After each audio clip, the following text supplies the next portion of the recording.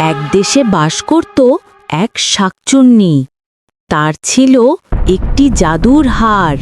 তার সব শক্তি লুকিয়ে ছিল সেই হাড়টিতে। একদিন তার হাড়টিকেও নিয়ে যায়।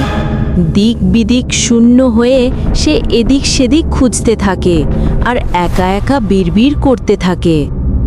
শাকচুন্নিকে একা একা কথা বলতে দেখে বল্টু এসে জিজ্ঞেস করল তার কি হয়েছে।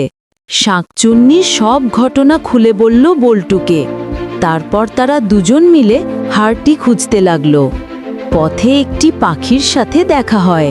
তারা পাখিটিকে জিজ্ঞেস করল সে জাদুর হাড়টি দেখেছে কিনা।